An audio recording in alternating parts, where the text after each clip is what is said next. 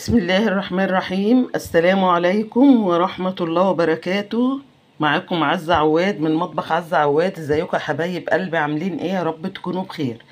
النهاردة انا هعمل الاكلة المعتمدة عندنا، الفراخ ومحشي الكرنب.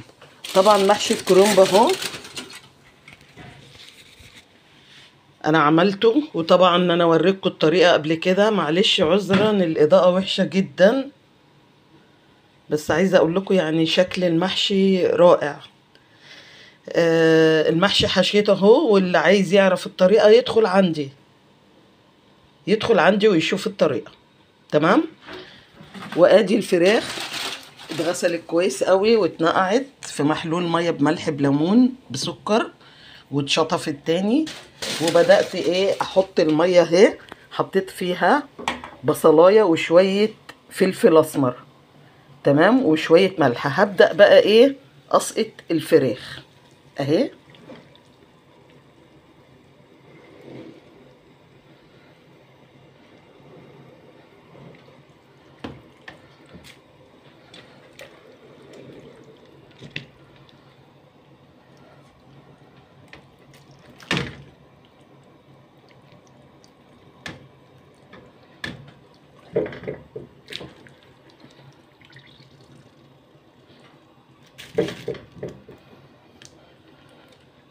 هغطي عليها بقى، تمام، واحط شويه ملح وهغطي عليها وهشرب المحشي بعد ما الفراخ تستوي.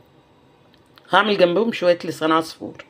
خليكم معايا وصلوا على رسول الله، وادعوا لي جميع الدول العربيه، ربنا يا رب يفك كربهم وينعم علينا مصر بلدنا الحبيبه بالامن والامان.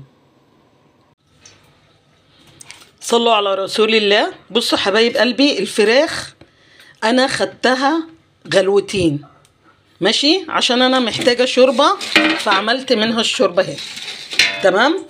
نشلتها في هنا اهي، وعملت بشرت بصله مع فصين توم مع شويه ملح مع شويه فلفل اسمر.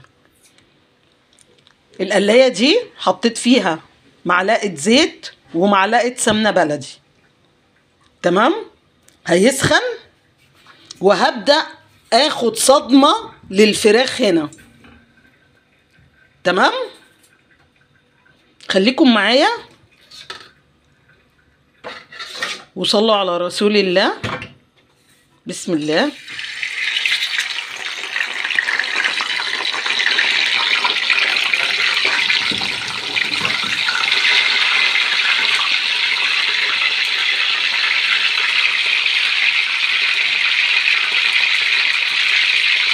انا بديها صدمه بالتتبيله بتاعتها.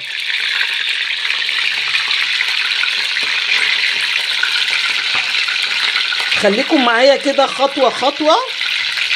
هبدا اديهم كلهم الصدمه وهرجع لكم تاني هقولك انا هعمل فيها ايه تاني. تمام. صلوا على رسول الله. صلوا على رسول الله. المكرونه لسان عصفور خدت اللون الحلو اهو. هبدا اشربها كام معلقه شوربه كده. تمام.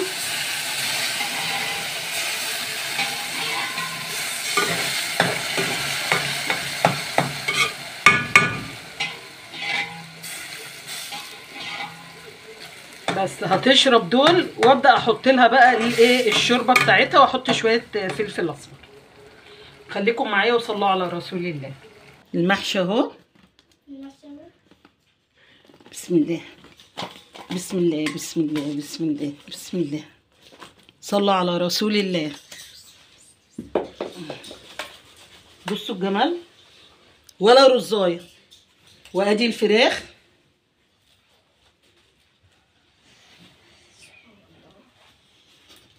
وادي لسان عصفور.